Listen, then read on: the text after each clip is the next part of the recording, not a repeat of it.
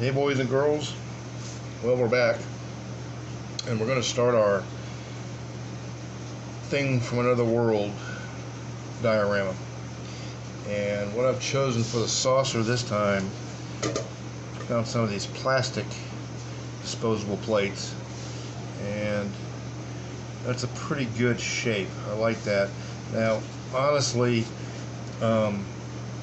if I was going to have the tail fin on this, like the 1951 movie, I would have used the saucer shape that you guys may have seen in my previous video. Okay, but we're going to switch it up a little bit. So what we're going to do, we're going to put LEDs in here. Let me move this out of the way. We're going to put LEDs in here, and you can see these little areas around here where it's indented. I want to probably drill out every third or fourth one of those. Okay, and we're going to have LEDs in here, and what we'll do is place our LEDs in the saucer. We're going to have two types. We're going to have flashing LEDs and then a blue-white LEDs, and there's actually going to be a lot of them in there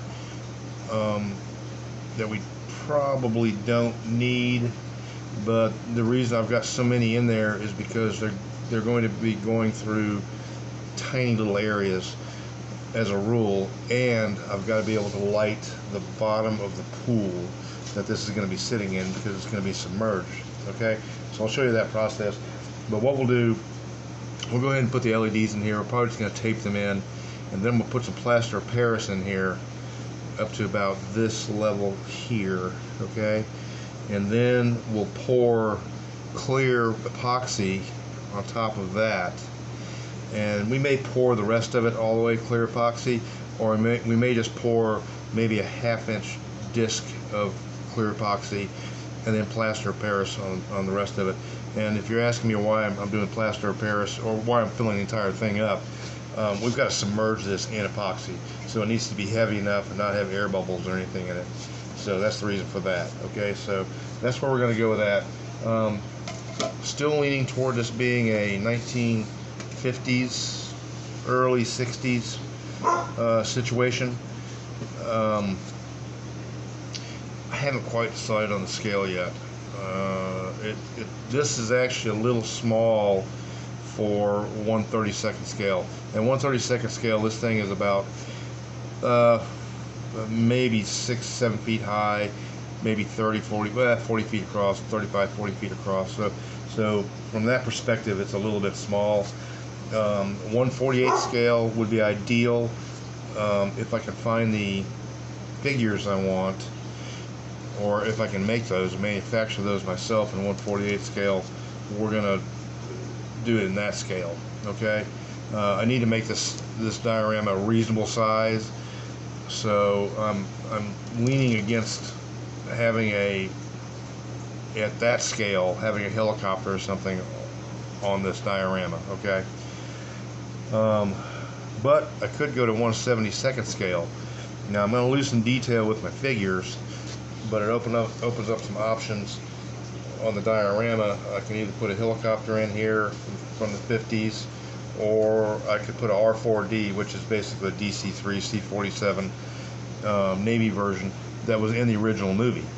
So I could do that. So I haven't quite gotten that far yet. I'm going to get through the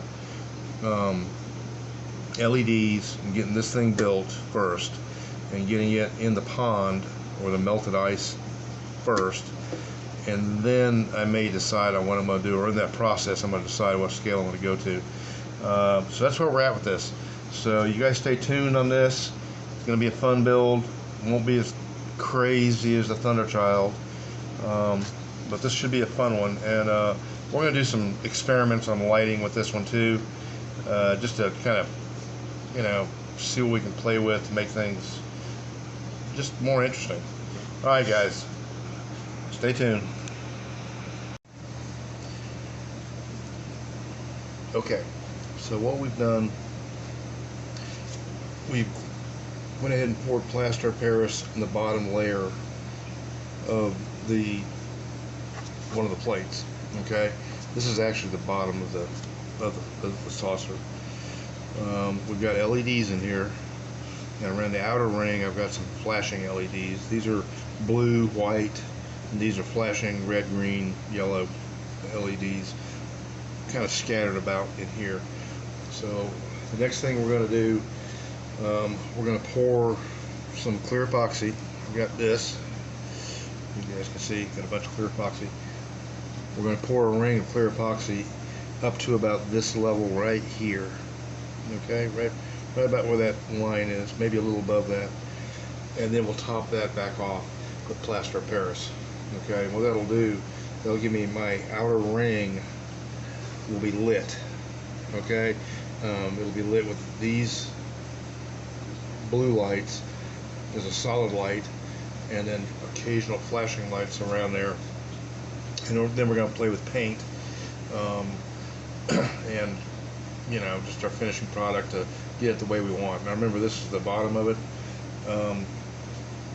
so that's where we're at with this, and I'll show you that part tomorrow, the finished product on that. And the way I join these together, I use this. This is ultra clear. I don't know if you guys can see it. Maybe you can see it back here. Ultra clear. DAP makes this, and this is the best clear adhesive silicone caulk I've found, period, on the market. I use this in my other business where I build kayaks. This is the only thing I will use.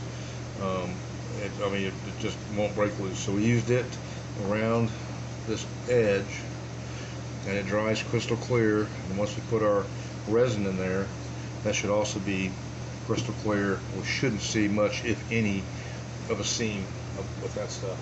So that's where we're at, guys. I'm gonna let you go for right now. We'll pour the resin later tonight and let that sit overnight, and then tomorrow we'll pour the plaster of Paris in here, and then we'll get going on this thing and start finishing it. We'll start the base and get going on that. But that's where we're at. So you all have a great one, and we'll see you in a while. Hey, you guys get a chance to subscribe. Tell me if you like this. Definitely tell me if you like it or don't like it. But subscribe, and you know, become part of the family here. All right, guys. See you later. Bye.